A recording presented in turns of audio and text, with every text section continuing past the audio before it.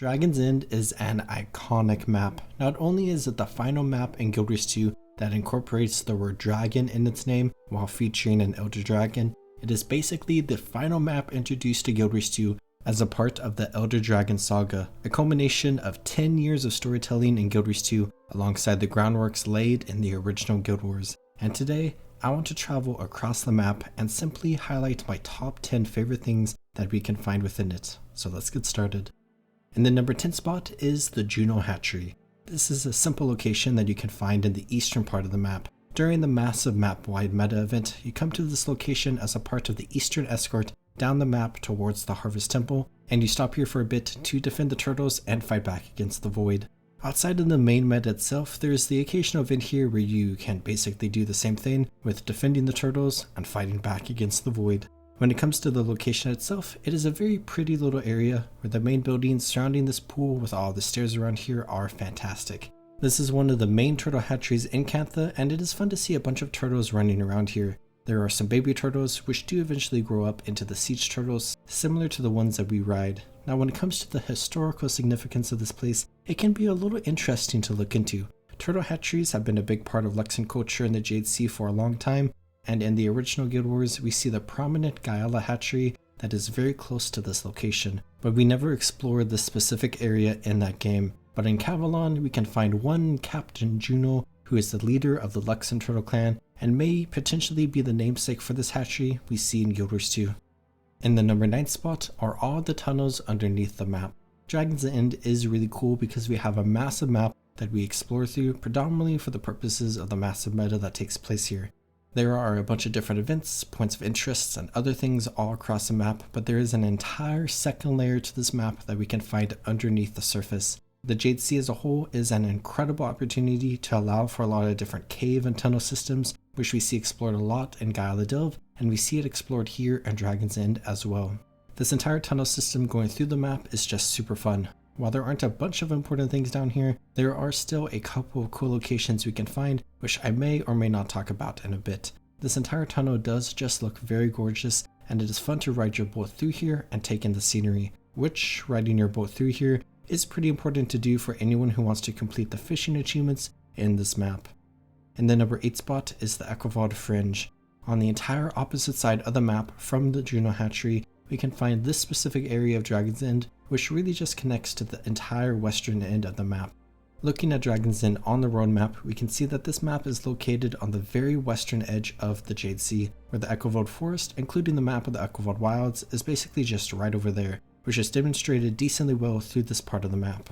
I love it when Guild Wars 2 maps showcase a transition in environments from one zone to another. I find it important in a game like Guild Wars 2 where each map is isolated from one another, because when it comes to the lore and story of the Guild Wars universe, this is a massive world with a lot going on, and the Echovald Wilds really is just west of the Jade Sea.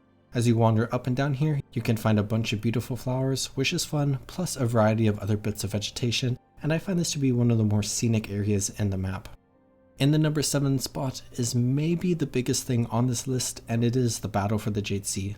This is the massive map-wide meta that is the most prominent feature of this zone. In Guild Wars 2, we have 3 types of maps. One are maps that don't have a lot of massive storylines going on and focuses more on exploration, think the Desert Highlands or Lowland Shore.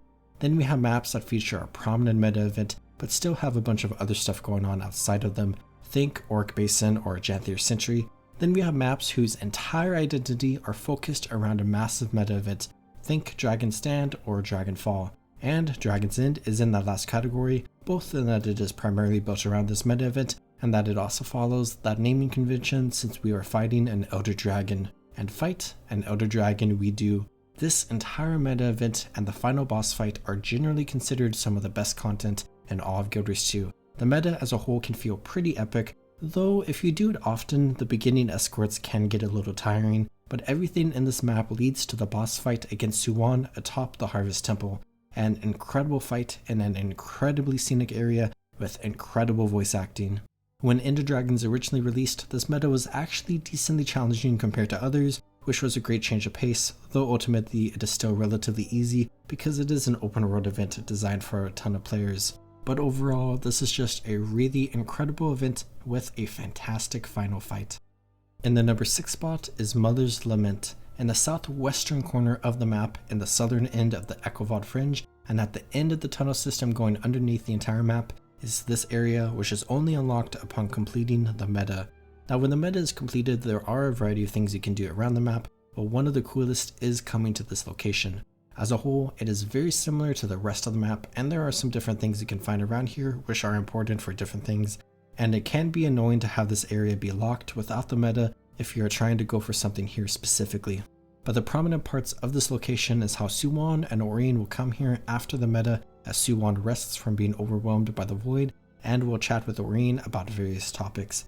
And these conversations are absolutely incredible from the perspective of someone who cares a lot about the lore and story of Guild Wars 2, because so much is revealed. You learn a lot about the origin of the Elder Dragons, the true nature of the Elder Dragons, and how the world of Tyria as a whole works on a fundamental level. This is where you learn that not only did Suwon create the Elder Dragons, she also created Tyria itself. And because of those conversations, this location is just a standout area of the map for me. In the number 5 spot is the Harvest Temple and the Jade Whirl. Outside of the meta event, this is the most iconic part of this entire map, and is what most people probably first thought of when it comes to things in this map. Going all the way back to the original Guild Wars, we see the Harvest Temple as an absolutely incredible location that plays an incredibly important part in the story of the Factions campaign where you meet Kunavang. As we come into Guild Wars 2, this place looks absolutely incredible. It is one of the coolest looking structures in the entire game. It does serve as the final location that you come to during the meta, as Suwon blows off the top of the temple, creating an arena for players to fight on.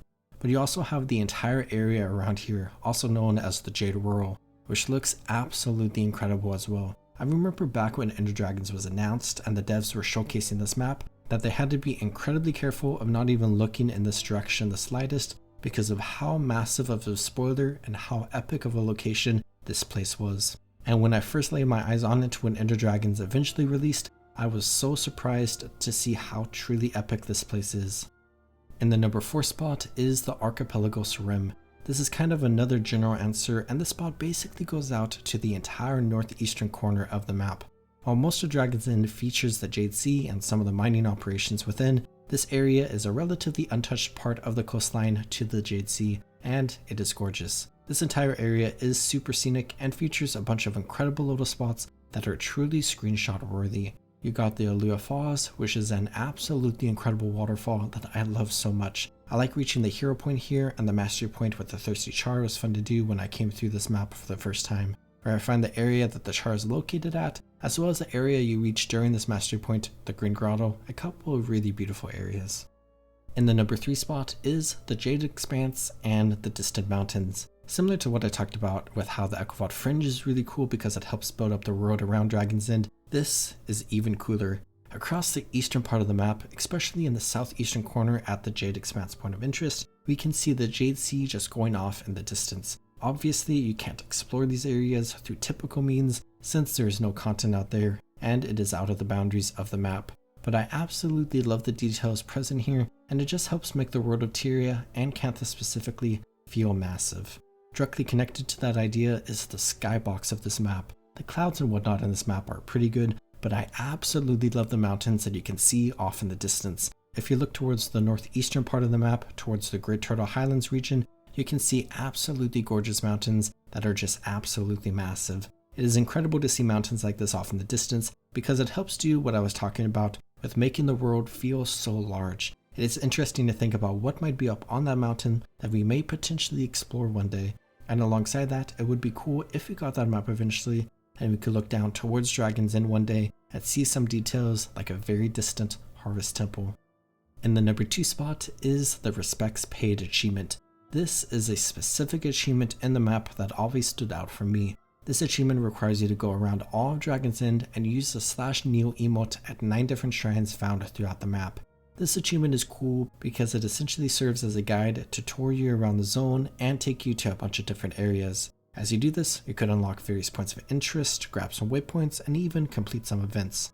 But the part of this achievement that I like so much is just the destinations themselves. Each of these 9 shrines are really cool locations to visit in incredible environments with cool structures and decorations. I like the Shrine of the Serpent, which you can find in the Archipelagos Rim area I was talking about earlier. You do have one in Mother's Lament that you want to make sure you get when the meta is completed, and you just have a variety of really scenic locations that makes this achievement an enjoyable experience. But now for the number 1 spot, for my favorite thing in all of Dragon's End, and it just has to go to the Trial of the Elders. This is a mini dungeon located in the Silent Surf area at the Sanctuary of Ion, and if you watched my videos before, you know how much I love mini dungeons in Guild Wars 2 because they are often super fun pieces of semi-instance content in the open world that you can often do by yourself. It's like a beautiful blend of dungeon and open world exploration, where you can find the grate located at the aforementioned point of interest, which will allow you to enter the mini dungeon itself. The structure and themes of this dungeon is that this is a series of Luxon trials that you are going through, except it has been corrupted by the Void, which is very fitting given what is going on in this map. There are a total of 8 rooms that spawn enemies that you have to fight, with stronger enemies if you happen to be coming through here with more people.